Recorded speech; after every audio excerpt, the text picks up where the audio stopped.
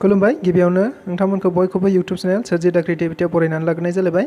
दिनैनि गोनां माखासे रादाबफोरखौ नोंथांमोननो फोरमायथिना होनो आवगायनाय जालायबाय। नोंथांमोनहा भिडिअखौ मोजां मोनोब्ला लाइक खालामगोन, शेयार खालामगोन आरो जुदि आंनि इउट्युब चेनेलाव नोंथांमोनहा गोदानब्ला एबा दाबो साबस्क्राइब खालामनानै लायाखैबा जाहाथे साबस्क्राइब खालामनानै लायो बेखौनो गुरै खावलायनाय जाबाय।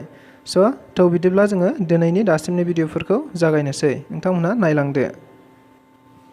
आथिखालनि बर' थुनलाइ आफादनि मानगोनां आफादगिरि तरेन बर' बिथाङा दायो दिसपुरनि पलिक्लिनिक देहा फाहामसालियाव दं। मिथिनाय बायदिब्ला बिथांखौ दाखालिनो देहाया गाहाम नङैनि थाखाय दिसपुराव थानाय पलिक्लिनिक देहा फाहामसालियाव थिसननाय जादोंमोन। मख'जाथावदि बे खौरांखौ मोननानैनो बर'नि गुबुन गुबुन आफाद आरो सुबुंफोरा खौरां लाहैनाय बायदिनो मैया दानि आसामनि आयेन आफादनि बुंथिगिरि मानगोनां बिस्वजित दैमारि बिथाङाबो खौरां लाहैनाय जायो होनना मिथिनो मोननाय जादों।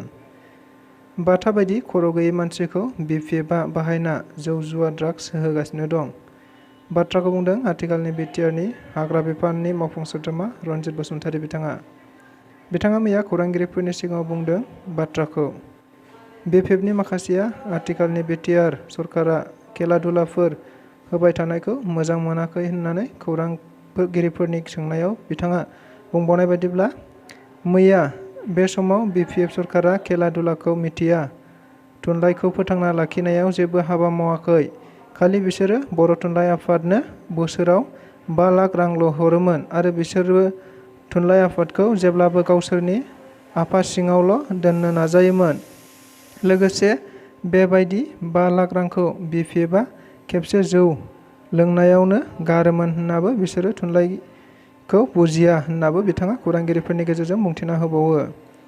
लावथि सिबना आयेनखौ सिफायनानै गथ'सा जुलिखौ 100% फोजोबनो हाया बाथ्राखौ बुंदों आथिखाल मिरु आमसुनि आफादगिरि रिजाउल करिम बिथाङा। आथिखालाव आसामनि गिबि मन्थ्रि ड हिमन्त बिश्व शर्मा बिथांनि बिथोन बायदियै आसामाव गथ'सा जुलिनि बेरेखा आयेन आरो पस्क' आयेननि जोहै उन्दै बैसोआव जुलि जानायखौ हमबाय थानाय जाथायखौ लानानैनो मैया आमसुनि मिरु आफादनि आफादगिरि बिथाङा बे बाथ्राखौ खौरांगिरिफोरनि सिगाङाव बुंदों। लोगोसे आरो बिथाङा बुंबावनाय बायदिब्ला सरकारा गिबियाव सावस्रि बिफान, समाज जौगाखां बिफान आरो गथ'सा जौगाखां बिफानफोरखौ सांग्रांथि होग्रोनांगौ। नङाब्ला बेबायदि लावथिजों सिगिना आयेनजों सिगिना बे गथ'सा जुलिखौ 100% फोजोबनो हाया आरो गिबि मन्थ्रिनि थांखिया थिगानो दं, नाथाय बिथांनि हाबा मावनायनि लामाया मोजां जायाखै होनना बुंथिबावो। मख'जाथावदि बिथाङा उन्दै बैसोआव जुलि जानाया मा गोरोन्थि दं होननाबो खौरांगिरिफोरनि गेजेरजों बुंथिना होबावदों। आलफा आरो पुलिसनि गेजेराव फिन गावलायदों। खौरां मोननाय बायदिब्ला मैया मोनाबिलियावनो मार्गेरिटायाव लिडुनि टिकक हाजोआव पुलिसआ स्रोद सुलुंनिफ्राय खौरां मोननानै मोनसे नायबिजिरहैनाय जायो, जेराव उदां आलफा आरो पुलिसनि गेजेराव गावलायनाय जायो आरो बे जाथायावनो सासे उदय असम मुंनि उदां आलफानि सोद्रोमाखौ थैबाय होनना मिथिनाय जादों। मख'जाथावदि दायो जाथायसालियाव पुलिसनि मोनसे हानजाया थांनानै जाथायनि सायाव गोख्रों नायबिजिरनाया सोलिगासिनो दं होननाबो खौरांआव मिथिनो मोननाय जादों। जों बयबो मिथिगौ दाखालि तुर्की आरो सिरियायाव बांग्रि मावनायखौ, जेराव खौरांआव मिथिनाय बायदिब्ला बे बांग्रिया 7.8 गोख्रैथियै मावदोंमोन आरो बे बांग्रिजों तुर्कीयाव थैनायनि अनजिमाया गासै 15,000निबो बारलांबाय।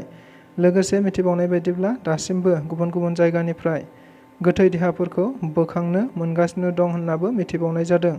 फारसेथिं बै जायगायाव थानाय भारतारिफोरनो जाग्रा आदार दैथायहरनायाबो गाहामैनो सोलिगासिनो दं होनना खौरां बिजोंनि गेजेरजों मिथिनो मोनबावनाय जादों।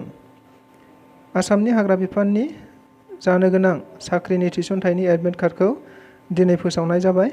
बेनिखायनो जाय बिथांमोनहा एप्लाइ खालामदोंमोन बिथांमोनहा दायो गाव गावनि एडमिट कार्डखौ दिहुनना लानो हासिगोन। मख'जाथावदि गिबियाव बेनिनो खारनाय आरो बारनायखौ लाग्रोनाय जाबाय आरो बियो फैगौ 13 फेब्रुवारिनिफ्राय जागायगोन होनना खौरांआव मिथिनो मोननाय जादों। बेजों लोगोसे दिनैनि रादाबा बेखिनियानो। गोजोन्थों।